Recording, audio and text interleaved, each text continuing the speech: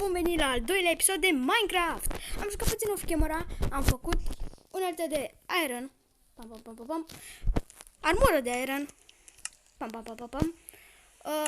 vânat, am luat puține culori, am dat de o peșteră și eram la un pas de moarte și a început furtuna fix când vreau eu să filmez. Wow! Pare că în acest episod vom mina, pentru că de ce nu? Că afară plouă și păianjenii fac o... Ei bine, vom merge jos în mină și vom găsi diamante. Sper că vom găsi diamante, pentru că la ce noroc am eu nu o să găsim diamante niciodată. Ce păcat. Ce trist. Deci vreau să fac, nu chiar acum tot, dar vreau să fac o mică parte, scări de astea, deoarece mă exasperează. Și pun așa, bum, bum, bum, bum, bum, bum, bum, bum. O, da. Sper să ajungă până jos. Ok, va trebui, cred, să... Ok, va trebui să sparg și tavanul. Ce păcat. Și ce trist. Va fi greu. Să găsesc diamante. Destul de rare diamante, cum toată lumea știe. Dar hei! Nu o să mă las, o să joc off camera, o să pun pauză la filmarea asta și până găsesc diamante. Pentru că vreau neapărat, nu se există să nu găsesc diamante. Ok? Mulțumesc de înțelegere. Cât timp o să fiu plecat, o să pun aici mâncare să se facă. O să aștept ca să iau mâncarea cu mine și o să fiu gata pentru o aventură. Oh, da, aventura! Am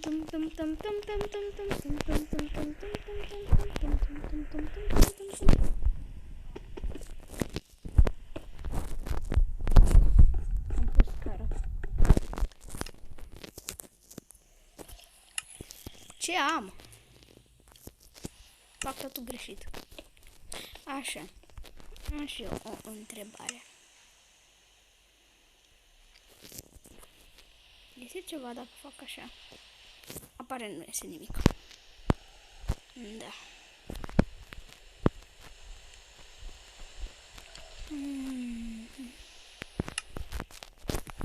S-a făcut toată carne.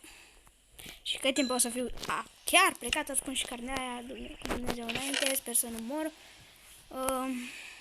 Da.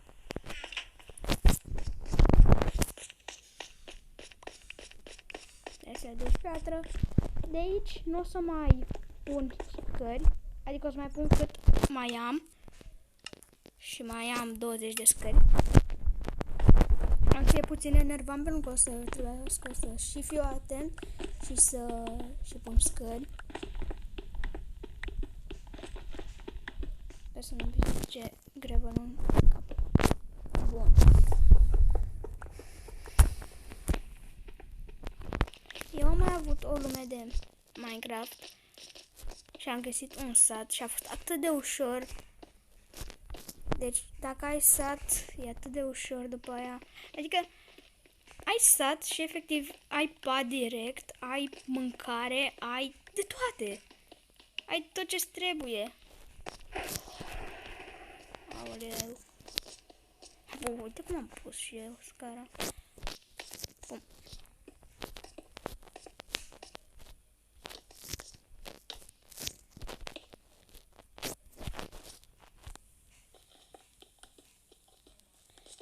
Săpăm. Mamă.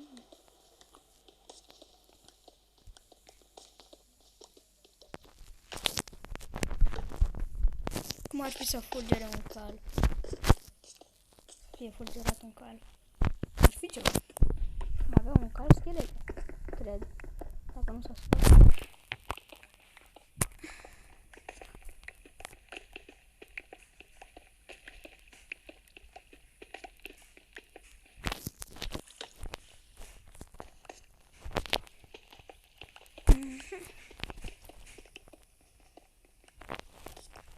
Cred că e de ajuns. Cred că am săpat destul. Cum să mi se pună scara în halul ăsta? Mi explică cineva.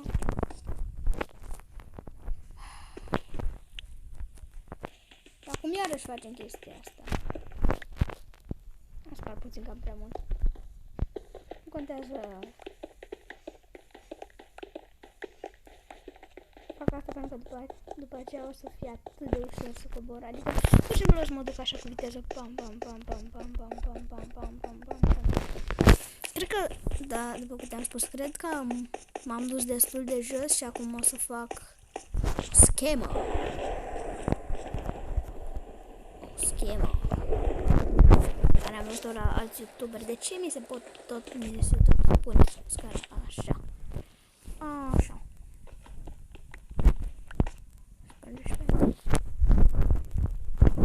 Bum.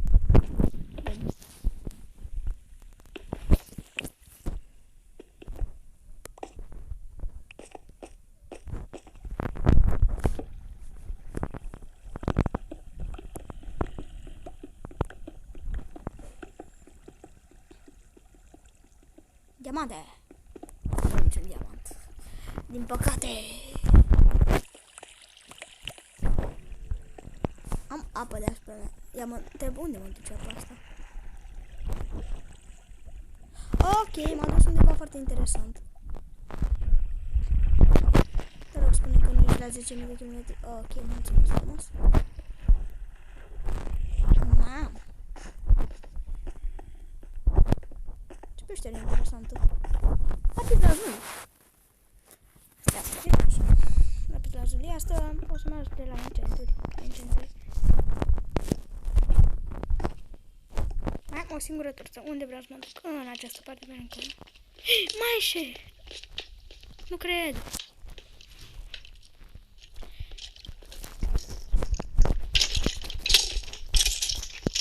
Mulțumesc frumos! Nu cred! Am găsit! Nu mă așteptam. Hai să mai fac 8 torțe.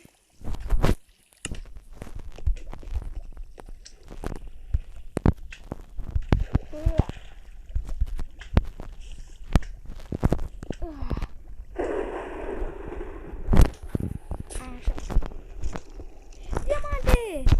Cine mă? Protectorul diamantelor. Nu am bătut. Doar un diamant? Teoria am găsit diamante. Am zis că nu mă opresc până nu găsesc diamante. Bine, am zis diamante, nu am diamante, așa că... Continuăm. Continuăm.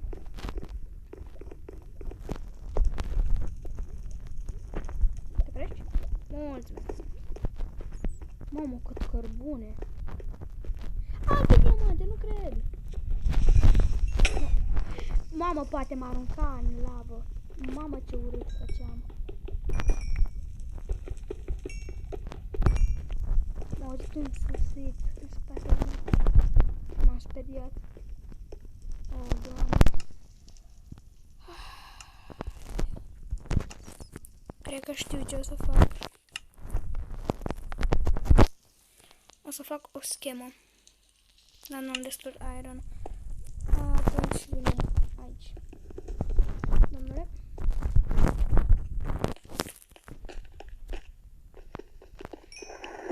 Vreau să vă spun că am o schemă. Dacă m-am pierdut, eu de obicei sap în sus. Nu e cea mai bună schemă, nici cea mai proastă. Adică pe mine m-a ajutat de multe ori. Nu vreau să mă duc mai sus de atât. Dacă am găsit atât de multe diamante. Asta să mă ajute. Cine știe, poate să vreau să fac un tunel. Multe torțe. Bun, bun. Cine integ? Mamă, ce bine. Ce bine. Ce mă bucur. Ai zis că nu vreau să mă duc mai sus, dar... A, e un zombie, adică... Îmi consum torțele pe un zombie. Singurul lucru la care mă gândesc că m-ar ajuta cum zombie ar fi să înmulțesc 2 câini. Sau lupi.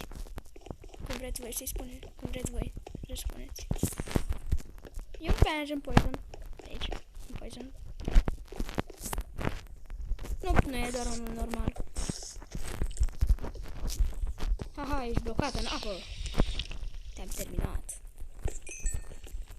Mateo Sleniu. Și pe aici este prea sus.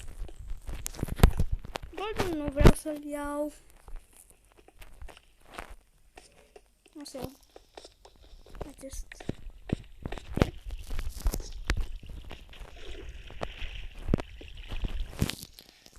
Avem blocuri să stup aici.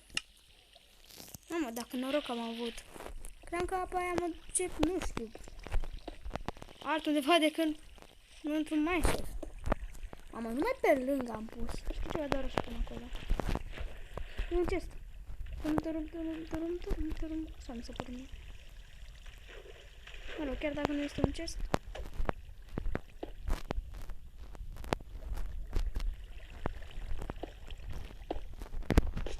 Așa. Am asta și aici. Așa. Acolo nu continuă.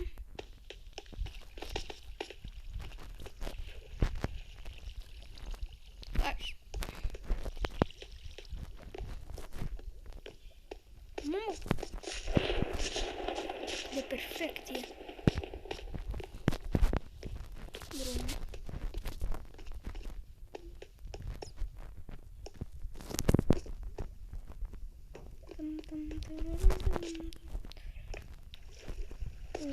O să fie interesant.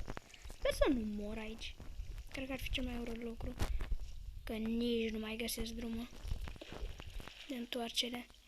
Așa că vreau să am grijă și în caz că mă atacă un mob să îl omor. Și dacă sunt prea mulți să mă omoare. Probabil mă rog. Mamă, și de asta!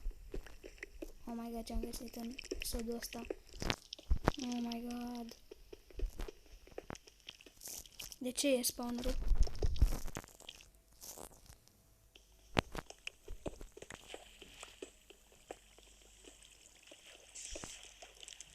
De păianjeni. Nu spune că sunt păianjeni de care cred eu că sunt. O să-l acopăr cu lumina. De ce mă blochez aici? Ba, da, sunt păianjeni de care cred eu că sunt. Din cauza pânzei. Mai repede! M-am băguit!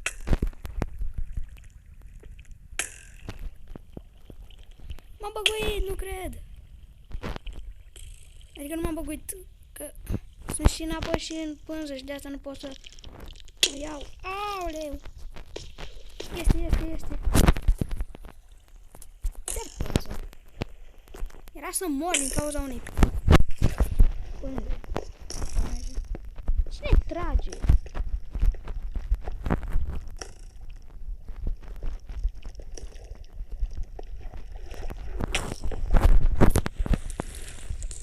N-am nimic cu tine. Știi ceva? Papa. Îmi pun 2 diamante și pies de aer nou. Nu cred. Când noroc am.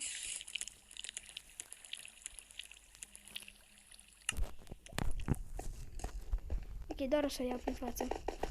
Doar du-te, Mateo. Du-te. Du-te că te omoară scheleții.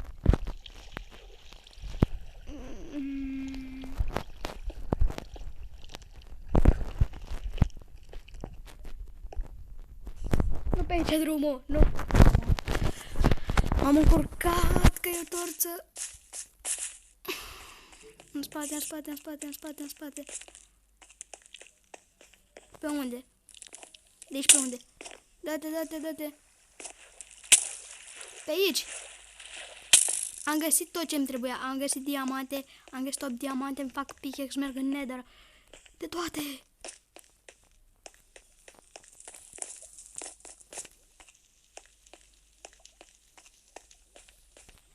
Deci aici. Pe aici. Cred. Da, pe aici. Pe aici. Pe aici am văzut mai shift-ul. Și pe aici pe undeva ar trebui să fie o gaură în pământ.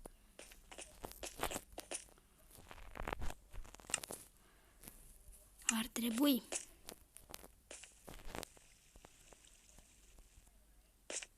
Mai pe aici?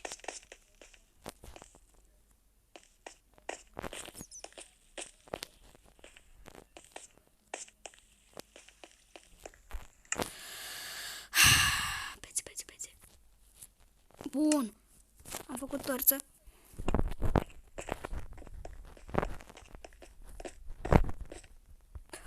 O, Doamne. Doar explodează.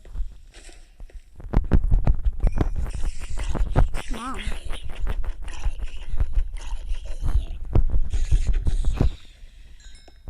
Bun.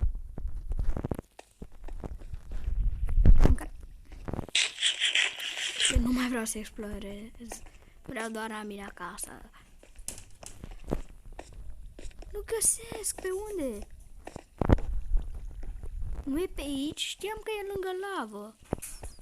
Că auzeam și lavășeni. Apă. Am mâncat.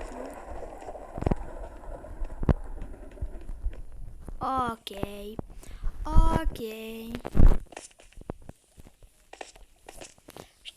Știam că e lângă lavă, dar nu atât de multă lavă. Era mai puțin. Diamante și cu atât de multe lucruri. Și mi-e frică să mor în lavă. Vreau să-mi fac o găleată și să iau apă cu mine.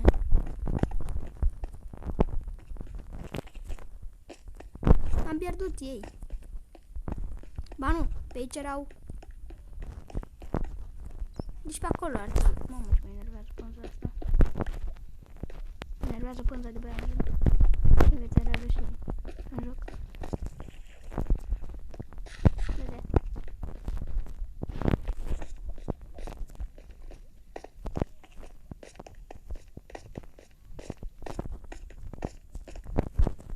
Ce caut aici?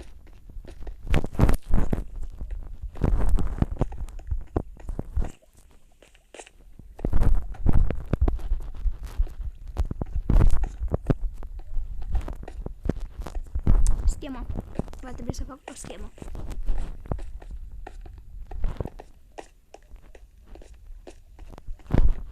Dacă nu găsesc, va trebui să fac schema.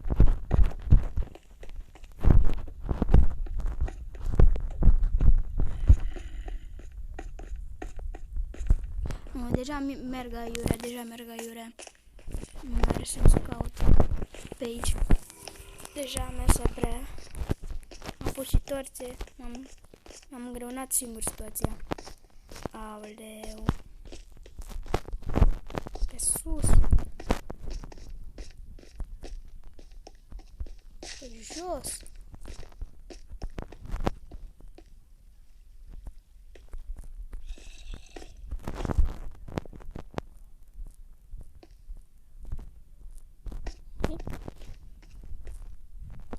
Poate cădeam în lavă. Mamă, ce urât ar fi fost. De unde sunt? Am venit eu aici fără să știu. Și-am uitat. Deci vin aici jos. Iau 64 piatră. Și urc, tată. Cine știe unde o să ajung?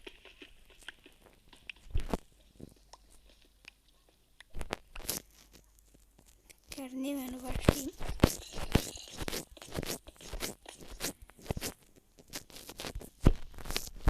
Bun.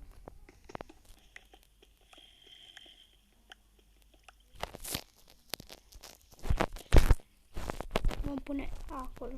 Ia uite. Știu că nu ar trebui să mă duc în sus, pentru că s-ar putea să-mi pice lava în cap.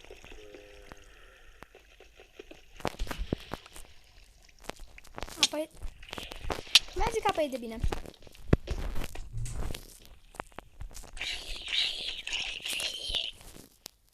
Ok. Continuăm. Continuăm în continuare.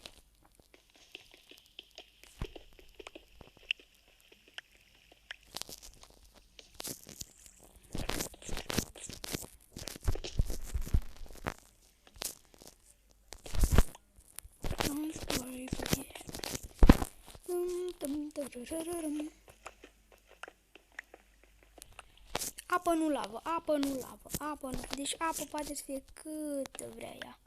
Bine, nu promot ca să mă leg. Doar nu lavă. Te rog, e frumos, jocule, nu lavă. Să am reflexe rapide. Dacă dau de lavă.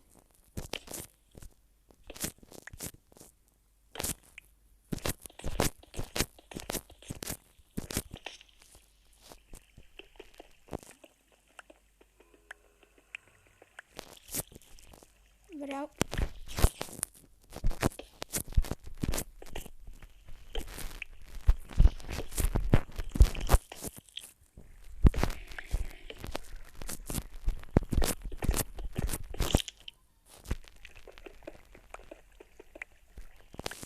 Văd dirt.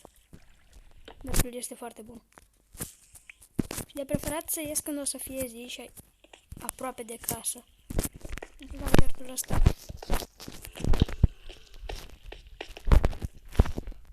Unde am ieșit?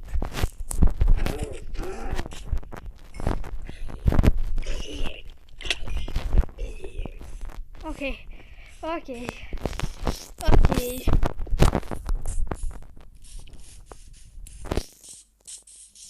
De sunt? Bă, oricum nu aveam prea multe. Adică mi-am luat toate chestiile cu mine. Sat! Da, papa, bază. Papa, bază. Asta este.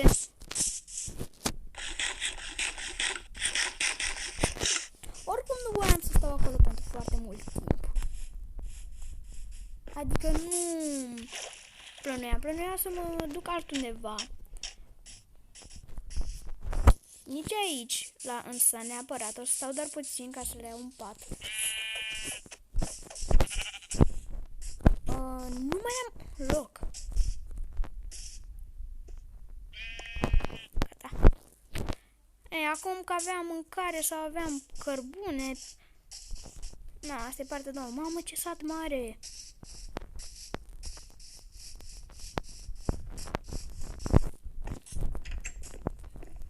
Mamă!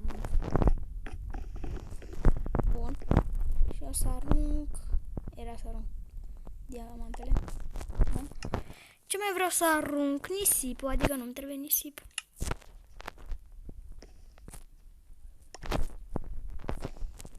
Gata. Uite lame.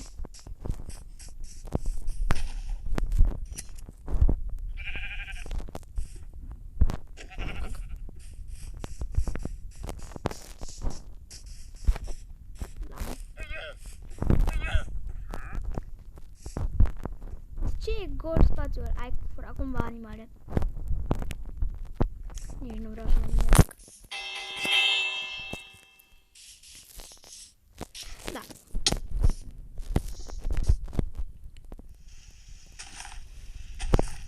Din asta o să-mi fac o groază de pâine. O groază. Și ceva. Pot să-mi fac farfecă oricând. De astea nu o să iau.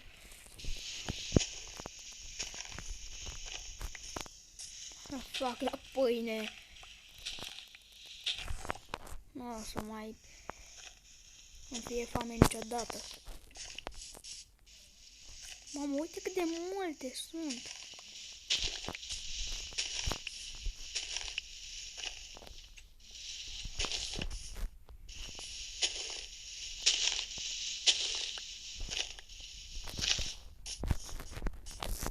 Așa. Uite și... Mai cum era făcut? Da, hai, lasă. Ok. doar am omorât-o și tu mori. Vreau.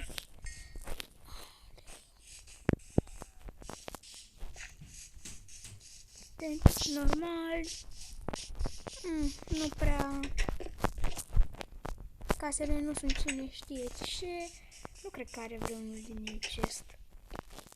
Da. Cam nașpa satul ăsta, dar măcar a avut fân. Are și cai. Stai, n-are pisici. Cum? Nu. Deci jur că n-am mai văzut niciun sat să aibă așa grădină. Jur. Ce e asta? Uite vaci. Ce faceți? Da. Da. Mi-ați răspuns la întrebare.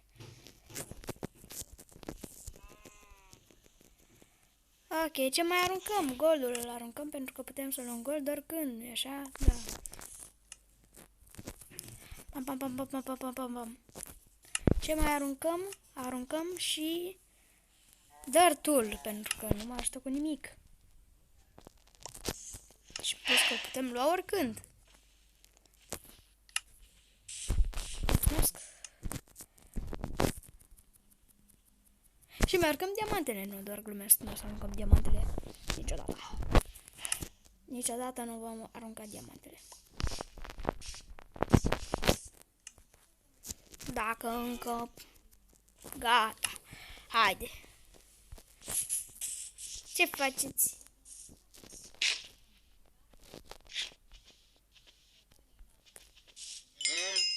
Ce drăguț. O să înmulțesc vacile. Atât de mult fân. Și o să fac și pâine. Uite, ce... Mamă, deci atât de... Nu știu. E atât de ciudat și a făcut cadă omul ăsta. Anul ăsta. Să și berul. S-a fost. Da, a fost asea.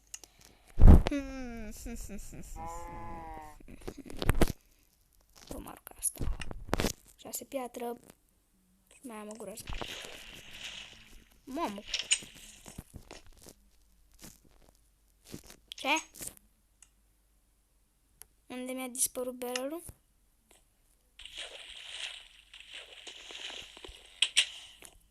A, l-am pus, mă, ce prost. Salut, dă-te bine așa, mulțumesc. Vom explora acest sat și după aceea voi închide episodul.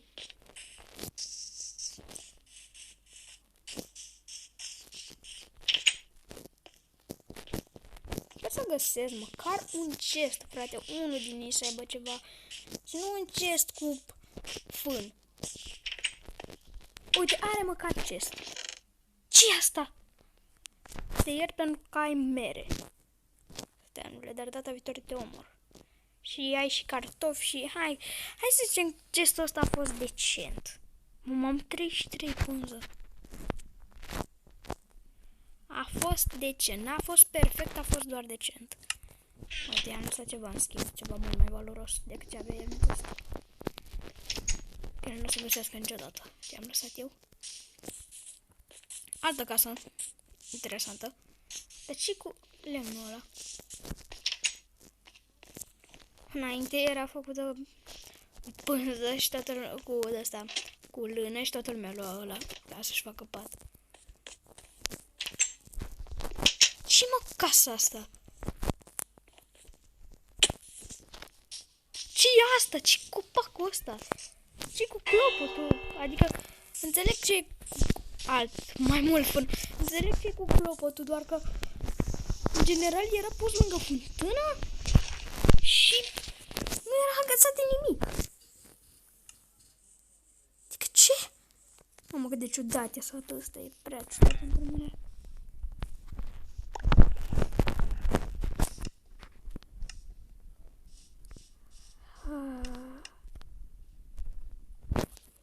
Am făcut și uite.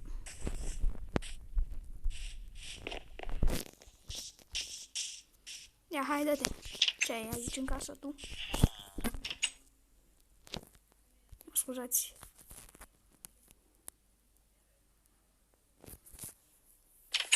Așa, am ieșit din greșeală.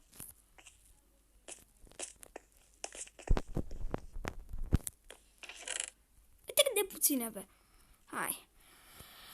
Cred că o să închei episodul. Pentru că deja filmăm de 30 de minute. Asta va fi un episod special de 30 de minute.